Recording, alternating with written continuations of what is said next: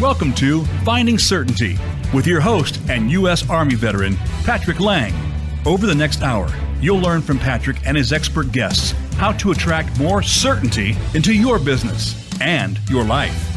Now, here is your host, Patrick Laing. Welcome to Finding Certainty. If you're a frequent listener, we appreciate your patronage. And if you've just stumbled across us here on your Friday morning, we're glad you're here and confident you'll be glad that you came upon us. Very pleased to have a special guest today, Mr. Jay Levin. Jay is an accomplished entrepreneur. He was the founder of LA Weekly, which went on to become the most successful urban newspaper in the country, if I'm not mistaken, Jay. And we're going to get into your story with that, but that is my understanding. That is quite the accomplishment. And he now runs or oversees and spearheads an extraordinary organization named equipourkids.org. Basically, Jay took the lessons he learned over the years about emotional intelligence and is now helping our kids and our youth learn those lessons, which are so important. So we're going to talk about that today as well. Jay, thanks for being here. Really appreciate you making the time to be on Finding Certainty. Well, thank you. And I'm super glad to be here and have a chance to chat with you.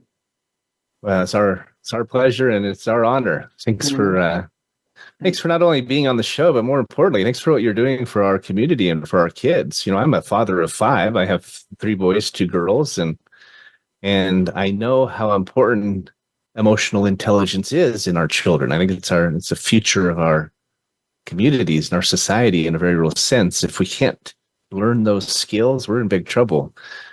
And we'll get into why that is today. But I always start out my show with a couple of reasons why I've invited this specific guest to join us. And in Jay's case, he is a phenomenal example of an accomplished businessman or entrepreneur, a leader in business. And I think there's some lessons we can learn from him in that respect. But as I said, he's taken his experience and his insights and lessons that he's learned, and now he's putting them to good. And I think that's a transition or an evolution that we all need to go through. We all need to get to a point where we're using what we've learned to try to pay it forward and not just making income, but actually making a difference. And anyone who's done that and is doing that comes to find that that's one of the greatest secrets to certainty. It's where you're doing more than just taking, but you're giving. You're doing more than just building, but you are empowering and helping and serving. And that's where true, not just certainty, but also true joy comes from. So Jay, let's jump into your story, if you don't mind. I know you grew up on the East Coast. You're a New York boy originally, right? Queens and was it Brooklyn? Washington Heights, Upper Manhattan, which is Upper Manhattan, and then okay, Queens. Yes, yeah, and tell us a little bit about your background, your upbringing. What kind of family did you grow up in, and what made Jay Levin who Jay Levin is? Well, I mean, it was a kind of typical semi-dysfunctional family. like all of ours, right? like most of ours, yeah. My mother in particular had an alcoholic father who was very difficult, and all the kids paid a price for that. And in her case, it was ways of affecting her children, including me, sure, because of her pain. But the key that stuck with me in life is and became a signature piece for my consciousness was my parents really loved each other. I mean, deeply. They just didn't know how to get through the day and day, every day, day in, day out, without quibbling, without, sometimes like kids. So there was a lot of emotional stuff coming up that they did not know how to manage. And emotional stuff comes from number of ways you develop it in childhood, but when like when your true needs aren't being met, as my mother's certainly weren't, very abusive father, alcoholic father, and the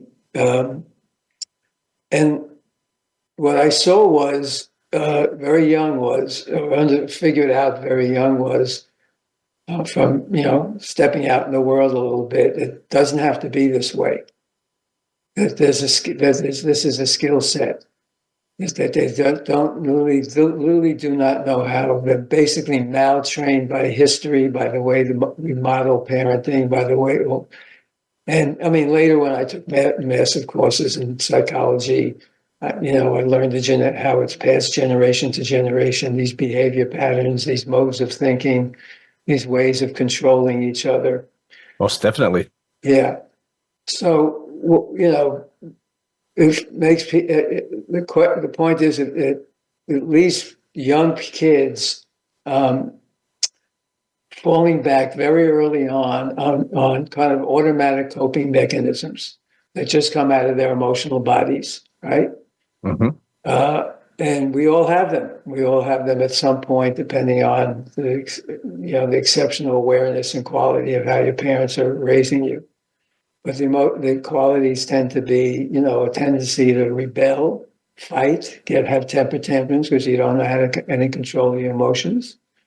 So that so these fights, or like in my case, because of my mother's temper, avoid flight. So right. You get into it becomes a habit, and tension comes up later on in relationships. You're like, I'm out of here fast. You don't feel you have the skills to deal with it. You feel threatened emotionally. It's so true. Can I interject one thing? Go for it. Yeah. I've been reading a book again. It's one of my favorite books, and he goes into exactly what you're talking about. It's a book called Real Love by Greg Baer, Baer. And I'm reading it again right now because it's so good. I have highlighted pieces, and I'm actually taking notes out of it and putting it in my phone because they're so powerful. But he talks about how through our relationships, we develop these, what he calls getting and protecting behaviors. And they're identical in many ways because there's lying, attacking, being a victim. Amen. Absolutely. And then the getting, you're clinging. That's the fourth characteristic. You're clinging to the person, or and the other one, you're running, protecting behaviors. Like you said, you're avoiding them. You're running. You're getting out, trying to get out. That's why there's a lot of times there's so much divorce and so forth. But he talks about how the problem is that we expect the other person to fulfill our needs, to meet our expectations, and we look for this. We're seeking this through these getting and protecting behaviors, this conditional love.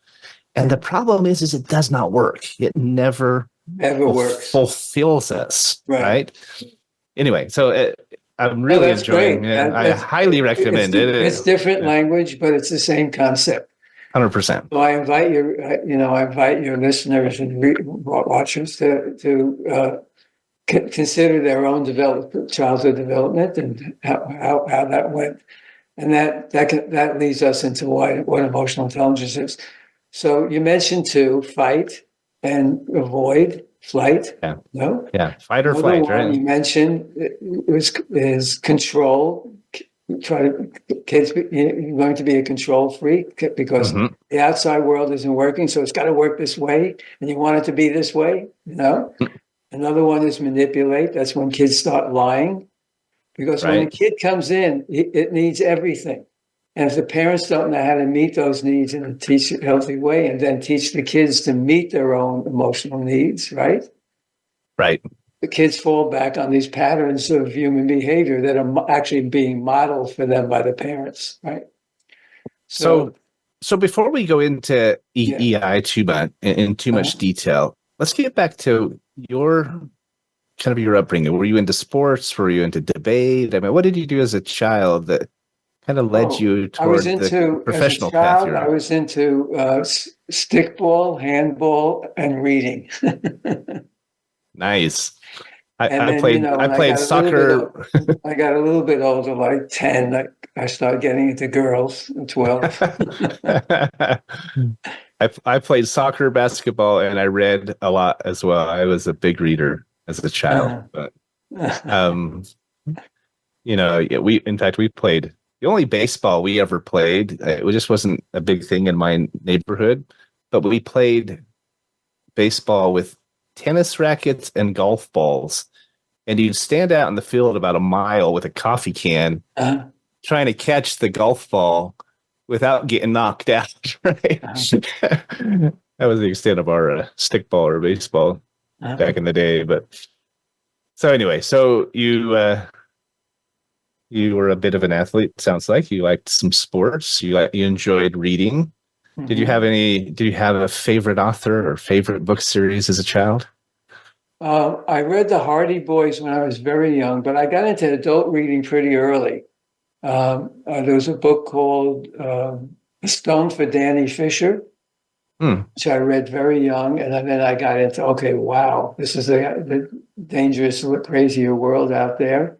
And my father used to get Esquire magazine when it was a literary achievement, and he was a good reader himself. And I guess they had softcore girly pictures in it, but I wasn't into. I actually got started reading Esquire very young, and that made me very interested in writing and literature because I was reading stuff that was like just totally brilliant. People like Norman Mailer Yeah. um, and my young white brain couldn't understand it everything, but it wanted to. So I became very interested in really good writing that pounded people. So then I thought I want to be a writer. Interesting. Yeah. So did you go to school somewhere? Did you end up going to college? I studied English and history in college. I went to Queens College. I was an English major myself. Uh-huh. Yeah. And then I became a journalist. Actually, if I hadn't gotten married young and had a kid just when I turned 20, I got married at 19. I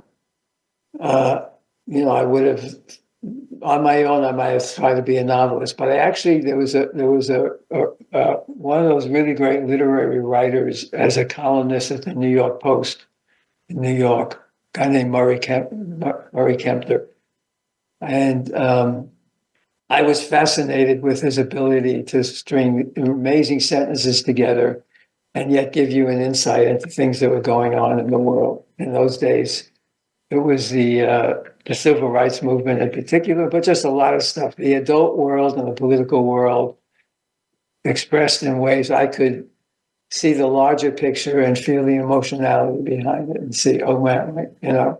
So then I thought, okay, I want to be Murray Kempton. So That's great. I strove to get a job at his newspaper. My cousin worked there.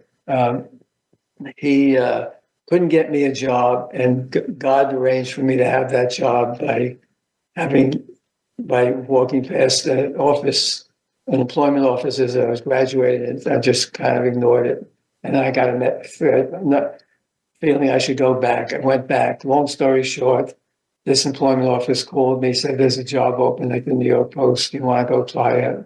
I went and applied. There were 25 other people applying from places like school, Columbia Journalism. I got the job, and that started my career. I was meant to have it, so that I became a kind of young star at the Post. Yeah. New York Post. That's a big organization. Yeah. It's no small feat. Yeah. No, well, it was no small feat, and I got to meet Murray Kempton. What was it like meeting one of your heroes and actually getting to work with him? I was intimidated. Extraordinary. Or yeah. I just wanted to hope he would befriend me, and to some degree he did. But he was a very internal kind of mental guy. Uh-huh. And so our exchanges were nice, but he wasn't mentoring me. I was on my own. Gotcha. They were fleeting but impactful, I would assume. Yeah. But what brought me into this field was I understood very early on. I just had this sense very early on from my parents and my own reading, stuff like that, that dysfunctionality in the world is because of a lack of learning how to do it differently. I agree. So once I established myself, it took about a year or two as somebody they really trusted and wanted to see me do more. I got them to let me do a series on modern therapy techniques being used in drug treatment. Really? Wow. So I sat in sessions for 6 months. I got to know some of the addicts, and I saw them change. Right. So it affirmed for me something that became just a kind of lifelong thought, which is almost all human dysfunctionality, right up to the nuclear weapons pointed at our heads as a model, wars, crime, is because we're really maltrained. We're really trained not to get along with each other well. We're really not trained well to deal with the stuff that comes in, our anger, our frustration, our sense of I got to get my needs met, screw yours, etc. So it just became a kind of inner motto that human dysfunctionality, pain, personal and collective, is a lack of skills, not a lack of character. So I took a lot of workshops and ultimately, years later, I took a master's degree program in spiritual psychology. And when I started the weekly, by the time I started the weekly, I'd been writing about this stuff. It was just one of the areas I wrote about. And so we were the first urban weekly to really cover the human development movement with both cover stories, and we had a columnist on it. And it was just one of the areas I thought, if the world's going to change, the world's an effect of how we're trained to deal with it. Right? If we're trained badly, we're going to have wars, we're going to have Ukraines, we're going to have Gaza, so we don't know how to get along with each other in healthy ways. And if we're better trained to get along, manage our inner lives and our own sense of inner worth organically, so we're not trying to force it out of others.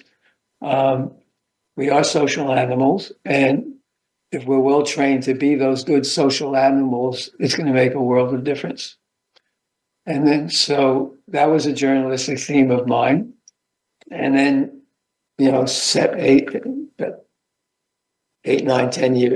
years ago, something like that, a friend of mine, close friend of mine, calls me up and says, "Hey, but by the way, I think you should go to a school up in Chatsworth and check it out. My sister's on the board.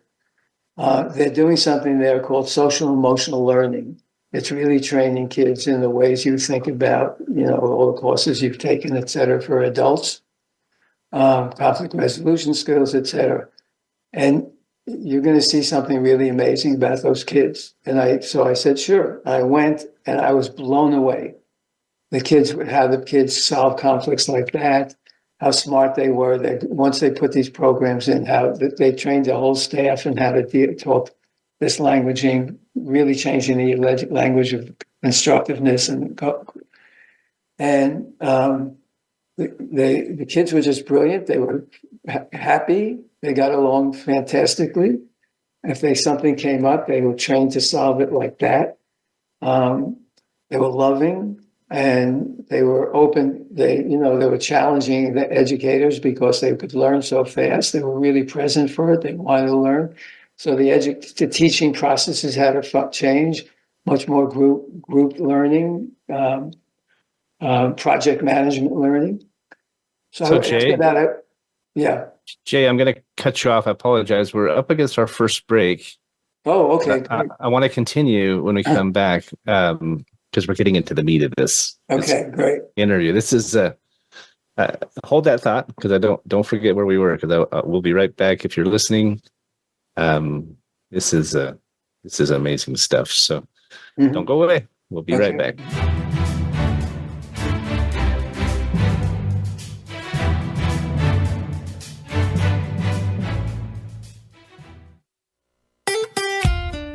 Follow Voice America at facebook.com/Voice America for juicy updates from your favorite radio shows and podcasts. Certainty Management can help create more certainty in your life with our deep discount health insurance options, even for 1099s, part-time employees, volunteers, and more. Pay less to protect yourself, your loved ones, and your team. Call 888-684-3122 for a free quote today. That's 888-684-3122. Visit us on the web at CertaintyTeam.com. That's Certainty, TEAM, like Mary.com. Have you become a member yet? Sign up now to become a member of Voice America. It's always free and easy. Plus, you get to take advantage of some great member benefits. Get unlimited access to millions of hours of on-demand content across all of our channels. Keep track of your favorite episodes, shows, and hosts in your own customizable library. Find out what shows you might be interested in based on your favorites. Plus, you get insider access with our newsletter. Membership gives you more. Sign up at voiceamerica.com and click register at the top right. If you're a nonprofit in need of funding, we can help. Certainty Management is a cost reduction firm that also helps churches, schools, sports teams, and other nonprofits raise unlimited zero-cost funding. Best of all, you don't have to sell anything or ask for donations. Call 888-684-3122 to learn more today. That's 888-684-3122. Visit us on the web at CertaintyTeam.com. That's Certainty, TEAM, like Mary.com. When it comes to business, you'll find the experts here. Voice America Business Network.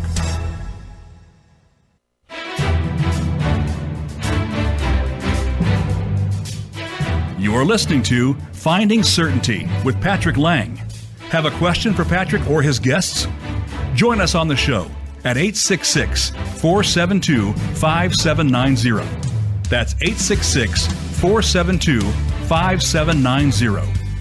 Now, back to the show with Patrick. Welcome back to Finding Certainty. I abruptly cut Jay off a couple of minutes ago before we went to break. I apologize, Jay, but we were just getting into the examples and these kids you saw that had learned and were learning these skills, these emotional intelligence skills, and what a difference it made in their lives. In fact, if you go to your Instagram channel or your Instagram or your website, you see examples and testimonials, right, from kids who have learned these lessons, and it's pretty extraordinary what a difference it makes. Right? While we were on break, I was sharing an example with Jay of a lesson I learned. You go to the YouTube channel and watch it if you'd like to hear it. I won't repeat it here just for time's sake, but it was basically an example of two identical scenarios where one employee chose to view it one way and another way, and the one was depressed and discouraged, and the other was invigorated and recharged. And the scenarios were exactly the same. It was just how they chose to see it, and that's a big piece of emotional intelligence, right? So before we go too much further, though, into the topic and into your foundation now and what you're doing, were there lessons? You talk about working with the drug addicts, and were there any other lessons, do you think, that prompted you, or I don't know, launched you into this role that you now play? I mean, you went on to, you're the founder, right, of LA Weekly. You started LA Weekly. You built it into an extraordinary success story. And I'm sure through that you had additional confirmations and additional reminders and insights that continue to build this understanding. Is that safe to say? Well, I mean, there are many ways I built additional understanding, as you would call it. One was being a journalist, seeing the world as it really is, seeing the corruption in the world, seeing the nature of our politics. Before it gets glossed over, is that what you're saying? Huh? Before it gets Before it gets glossed over, really seeing the underlying nature of self-advancement, often self-advancement against the interests of other people. Right? So, seriously, again, so, part of journalism is meant to cover that. I was known by nature an alternative journalist, which means to me, I want to cover those things that needed to be shown to the world because it needs to be fixed. And I want to show equally, even maybe even more so, I wanted to show the potential fixes. That's great. So on this, and the human development movement looked to me to be one of those, even when it was called the self-help movement, one of those fixes. Absolutely. Right? Learning to be in the world in a different set of paradigms than historically you've been in the world, right? With the excesses that of ego, because we still have our ego, malaligned ego structures. But so, I was involved in a number of investigations and causes. One of our major issues was I sensed right away that when I got to LA, the smog was so bad here. I sensed there was a sense of corruption behind it. So I put a team together to investigate, and sure enough, we ended up doing a 40-article series and 2 issues that got the state legislature to fire the people running it and change the air quality management laws for the entire California. Really? So wow. Yeah. So so there was plenty of, and then the racism, the poverty.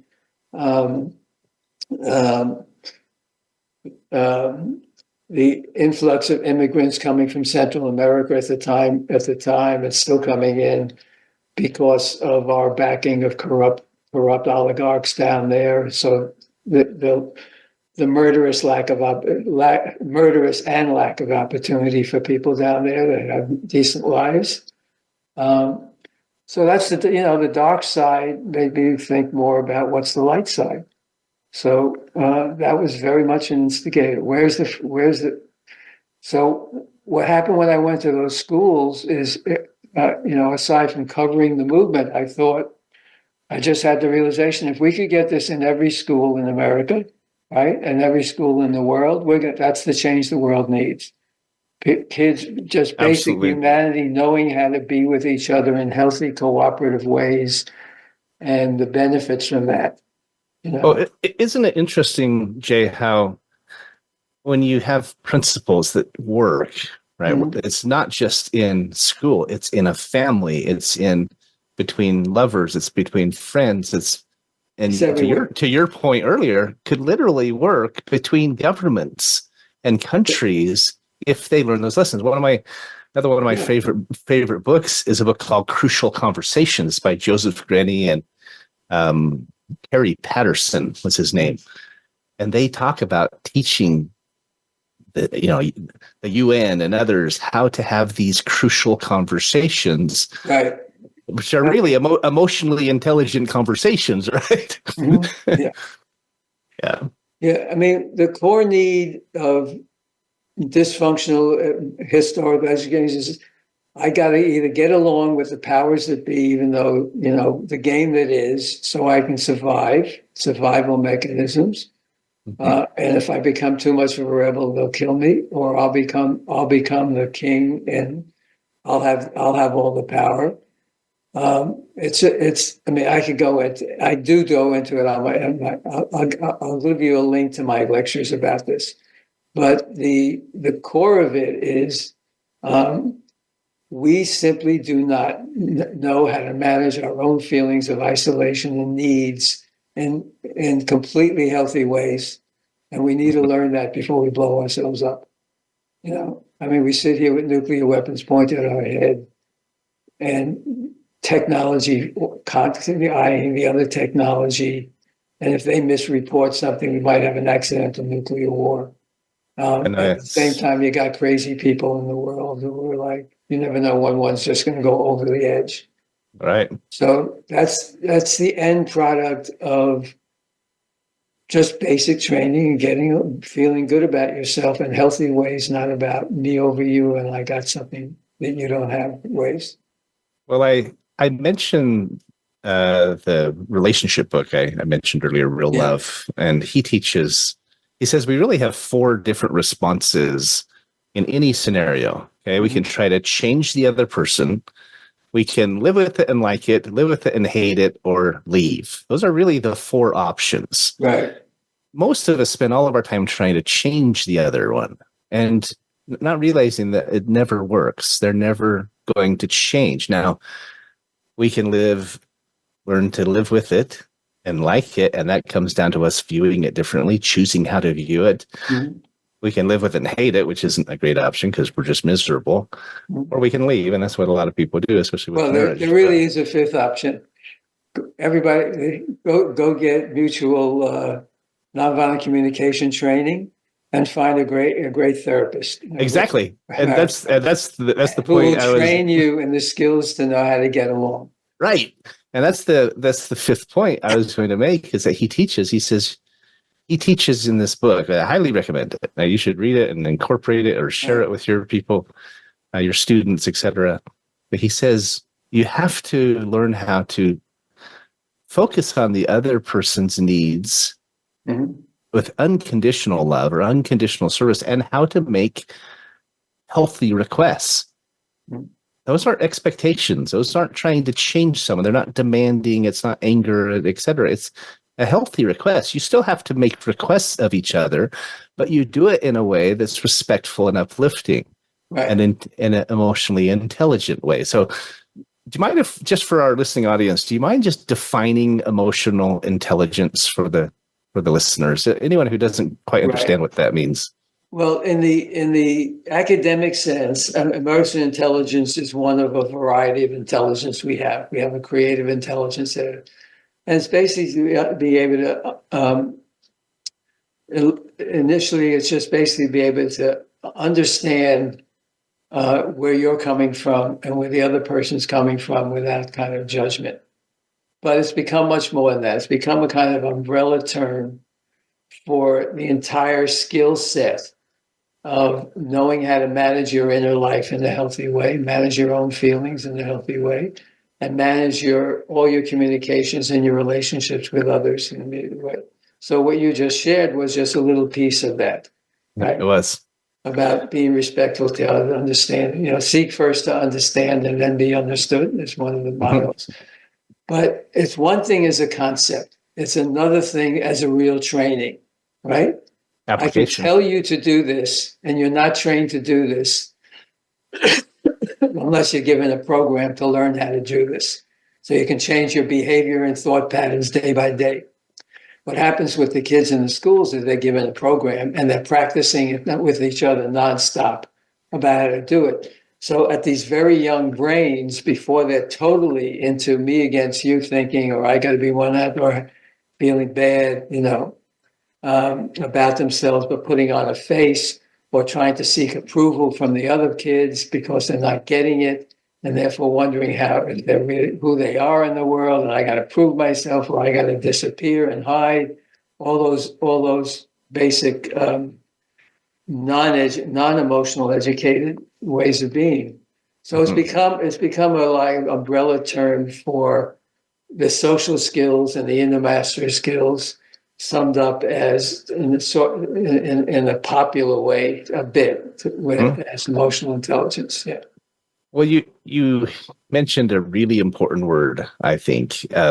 Earlier, you talked about the educational aspect. How can you ever do it if you don't learn it? If someone doesn't teach it to you, and they don't just teach it to you, right? Yeah, I mean, as you said, you have to learn the skills. You have to have someone who helps model it for you and coaches you, and you have to practice because it doesn't come naturally. We have these getting and protecting behaviors that we've been doing that have been great, have crammed into us from our childhood in many cases, or our upbringing. We've been traumatized. We've learned these protective behaviors and so forth. Right. We have to unlearn and relearn new techniques, and then just as the kids in the schools are doing. They have to practice it until it becomes rote, until it becomes habit. Right. But you mentioned the word managed, right? We have to learn to manage our emotions rather than let them be managed. Mhm. So often we feel like, she made me mad, or Exactly. he hurt my feelings, or she insulted me or offended me. And it's so important that we learn that we are in control. We have the ability and the necessity to choose our outcome. We do have that. Choose our response. But our brain has been already trained in its neural base. So those things you're doing are really just your neural net responding. That's right. Subconscious, right? There's one key thing. Excuse me. There's one key thing that's really crucial to the development process of all of us and to children. Children don't come in judging each other. They come in mostly wanting to be loving to each other and play. Human beings want to play together and love each other. But the lack of training means that they'll be acting out around other kids as well. By the time the matrix we're running is judgment, right? Parents are saying, you're not good enough here, or this kid's not good enough, this person's not good enough. And that's the matrix we're living in, right? Our politics are totally the abject example of that, how we deal politically, right? Right. So it's me against you, I'm right, you're wrong, etc. But by the time a kid is 5, all of us have developed a sense of, am I good enough? Right? Mm-hmm. So we've developed an inner critic looking at us. Kids do not come in with an inner critic. Most of all adults walk around with an inner critic. Sometimes they over-exaggerate who they are and they just blow off the inner criticism and they're just egomaniacs. But often enough, well, I'm not good enough there. I'm not good enough there. I'm not good enough there. That itself is the crippling need to make yourself better or possibly put yourself over another person. And it's almost inescapable in this world to not have an inner critic that also looks at others. So in the spiritual sense, when Christ says, judge not lest you be judged, means that whole system of judgment is keeping you from what you really know, to the higher parts of your brain, to the most creative, to get you in line with what what would be your optimal way of being in the world. What you're capable of, your potential. So I look, the movement we support is called the emotional intelligence movement we support is called, the educator is called social emotional learning. Mm-hmm. A boring, brain deadening term. I wouldn't have chosen it, but it was created by academics and child psychologists. But the truth is, if you get the young brain early enough, before it's so matriculated into this way of being, before you build up literally billions and billions, if not trillions, of ways of behavior that are automatic in your brain neural net. Mm-hmm. So you're free for your higher consciousness to function and lead you. You get the world we have. You get what's happening in the world right now that's painful to everybody.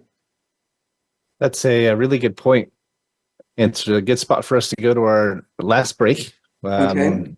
When we come back, let's dig into SEL a little bit, because while the name may not be very exciting, the topic is powerful, mm-hmm. right? If you can unpack it and understand it and implement it in your life mm-hmm. and in your children's life, I think what you're doing, Jay, is not just changing lives today, but they're generational results. So my total goal, change a generation. The end game, get a generation that'll take down the nuclear weapons and stop all the crazy me against you stuff happening in the world. And in our personal lives. Absolutely. The divorce rates off the charts. Yeah. Well, we're visiting with Jay Levin. It's the what is your official title at Equip Our Kids? President of Equip Our Kids. That's equip, OUR, kids.org. Yeah. When we come back, we'll talk a little bit more about SEL and about Equip Our Kids. Don't go away. We'll be back in just another minute.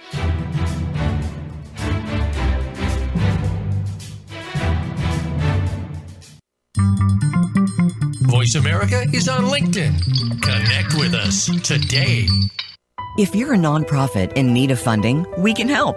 Certainty Management is a cost reduction firm that also helps churches, schools, sports teams, and other nonprofits raise unlimited zero-cost funding. Best of all, you don't have to sell anything or ask for donations. Call 888-684-3122 to learn more today. That's 888-684-3122. Visit us on the web at CertaintyTeam.com. That's Certainty, Team, like Mary.com.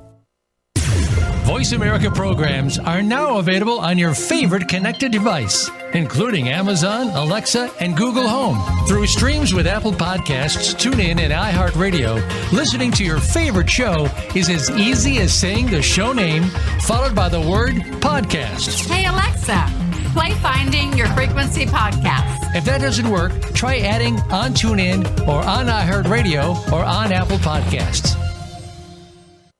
Certainty Management can help create more certainty in your life with our deep discount health insurance options, even for 1099s, part-time employees, volunteers, and more.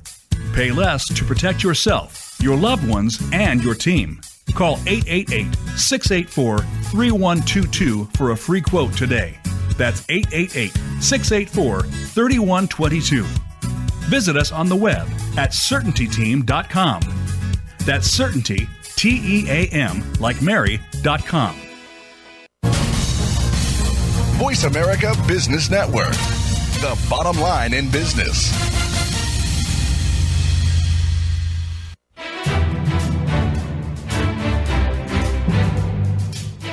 You are listening to Finding Certainty with Patrick Laing.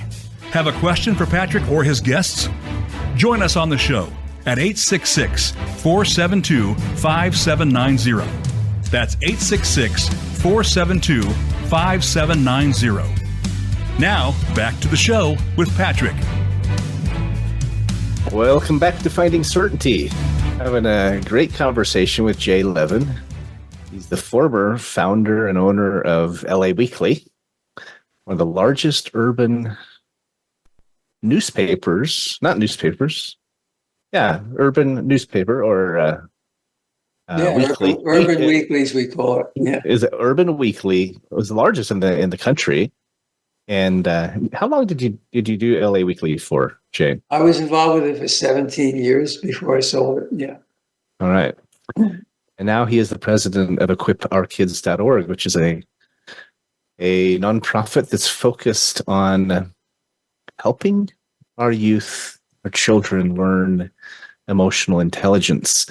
Now, you and I first were introduced to each other because with my company, we help nonprofits raise funding, and we were talking about how we could help you raise some funding for your organization, because this is a program and a movement, if you will, that I'm very passionate about. And those are the kinds of projects we like getting behind, because if the more funding you have, the more good you can do, the more resources you have, the greater your reach can be, et cetera, et cetera.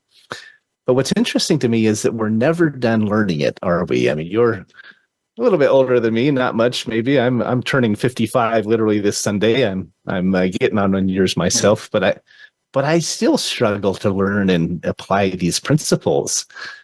I've made the effort to gain the education and gain the insights and so forth, and yet it takes a while for it to become muscle memory, doesn't it?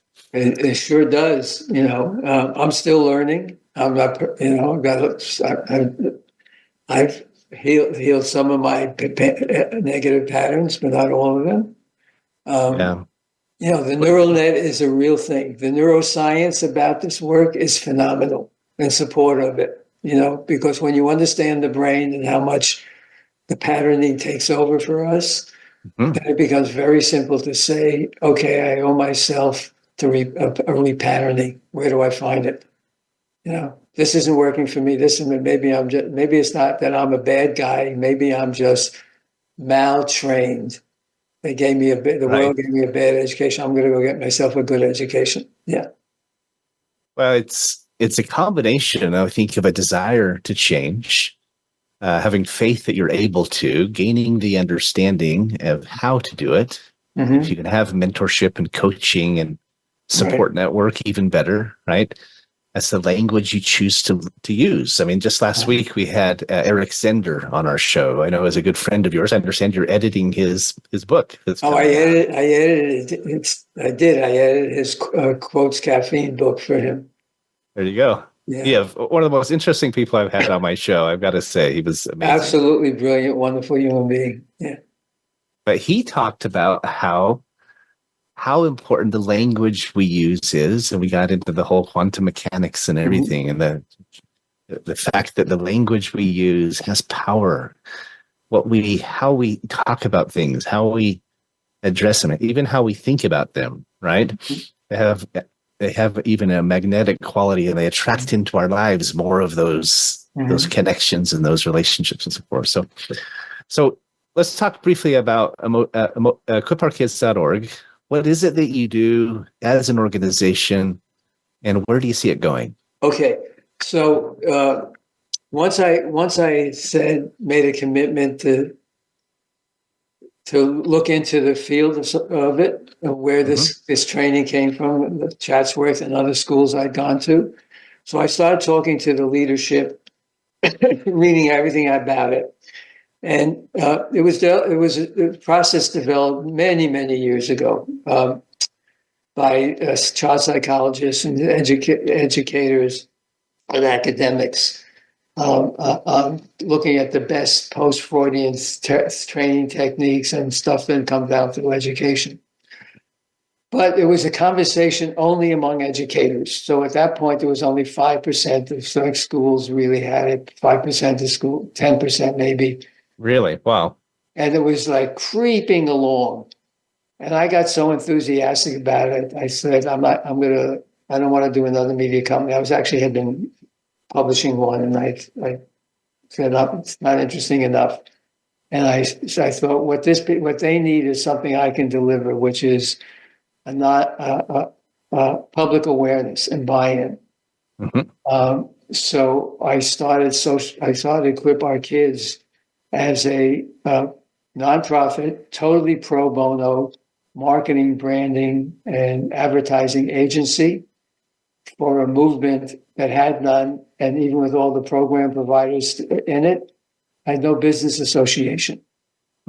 So the first thing I did, I started that, and we very quickly figured out through test Facebook and Google ads that what I already suspected, social emotional learning was a dead term, it went nowhere.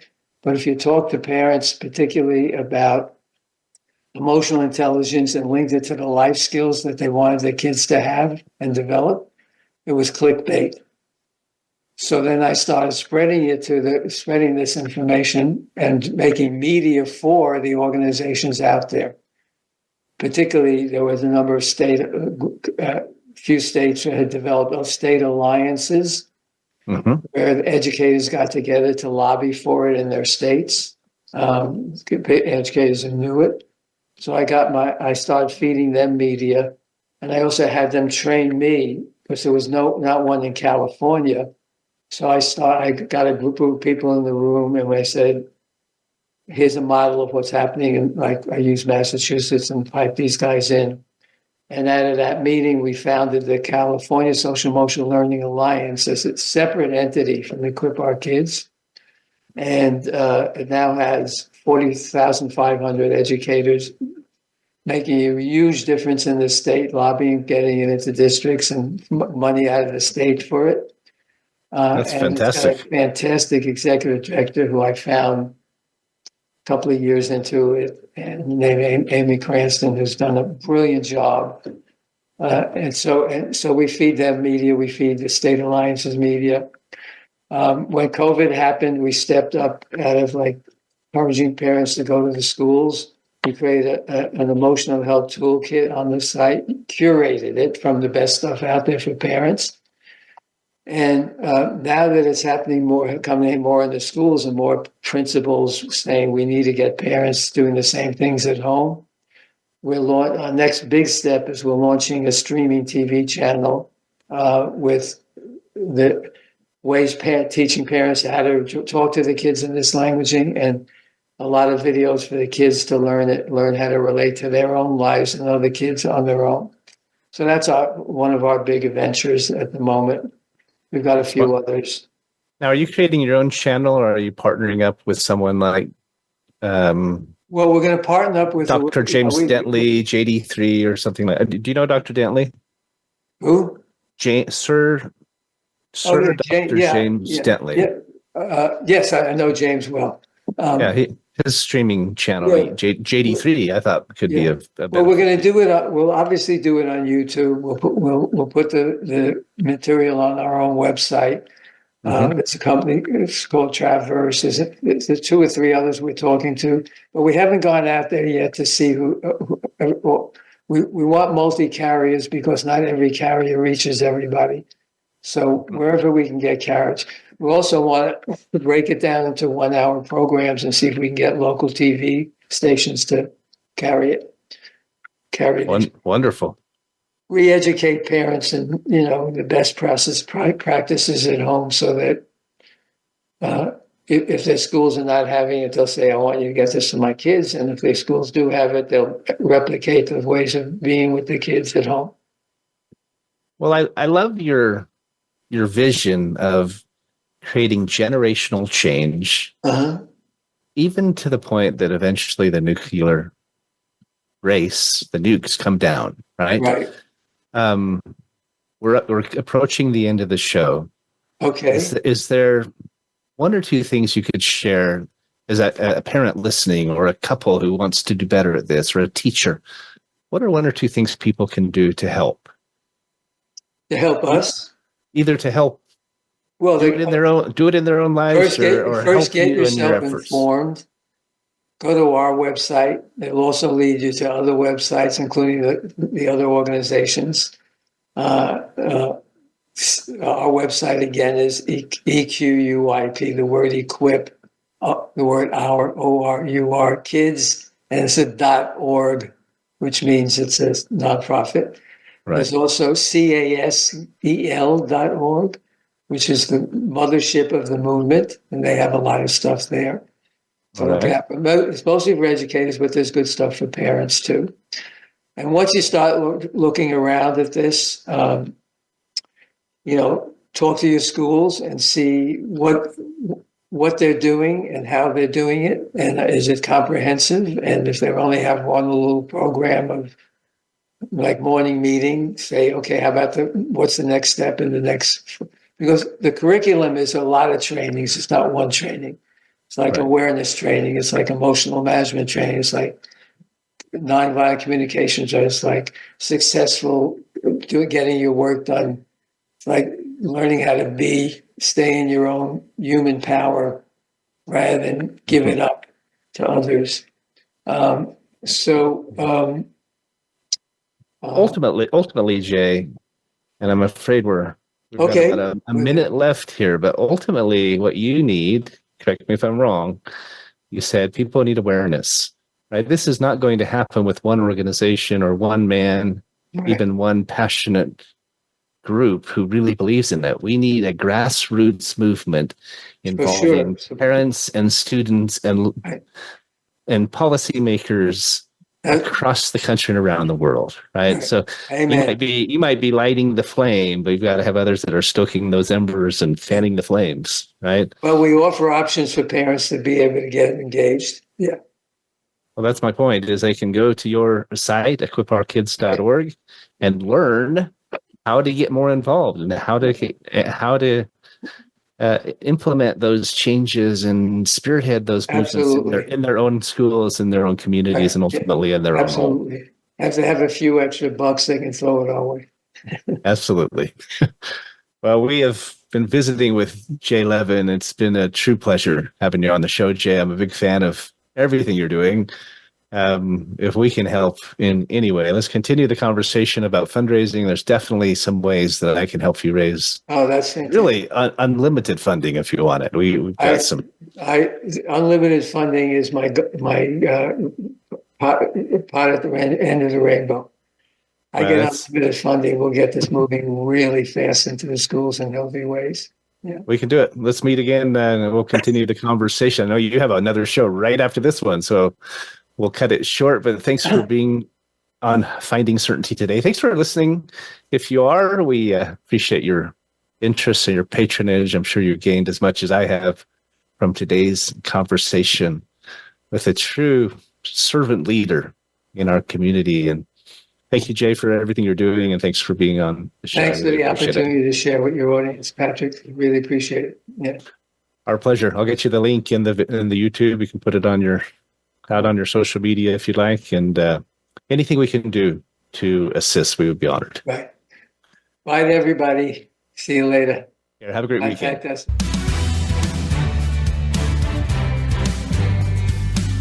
Thanks for tuning into today's episode of Finding Certainty. We hope you've gained some more insight into how to create more certainty in your own business or nonprofit. Join us next week for another taste of the Certainty Experience. Until then, we wish you greater certainty in all that you do.